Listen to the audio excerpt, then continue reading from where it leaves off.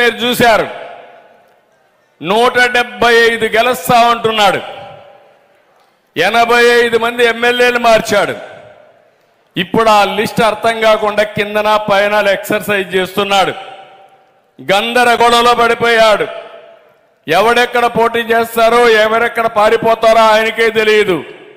ఇప్పుడు ఇక్కడ పెట్టాడు ప్రభాకర్ రెడ్డి గారి పైన ఎవరైతే ఉన్నాడో విజయసాయిరెడ్డి పాపం A1 విశాఖపట్నం అంతా దోచేసిన వ్యక్తి ఉంటాడా లేదో తెలియదు. రేపెవరో తెలియదు, ఎల్లుండెవరో తెలియదు. అందుకే మీరు చూస్తే ఎక్కడికక్కడ ఇక్కడే ఒక నాయకుడు ఉన్నాడు.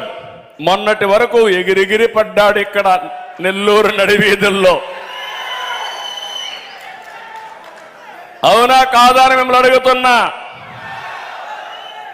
ఆయన మంత్రిగా ఉన్నప్పుడు ఒంటి మీద బట్టలు కూడా ఆగలేదు, కన్ను మిన్ను కానరాలేదు. మన కర్మ ఆయన కూడా మంత్రి అయిపోయాడు. మొన్న బదిలీలో ఒక్క తన్నుదంతే పక్క జిల్లా కాదు 3 జిల్లాలకు అవతల పోయి పడిపోయాడు. అవునా కాదా అని మిమ్మల్ని అడుగుతున్నా. ఒకప్పుడు అనేవాడు బుల్లెట్ దిగిందా లేదా నాడు డైలాగులు.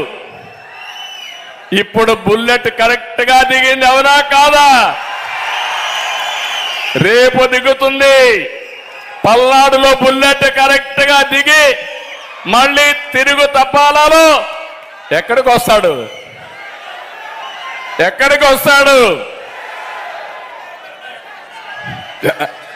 చెన్నై పోతాడు. అంటే ఈ రోజు ఉంది, రేపు ఉంది, ఎల్లుండుంది.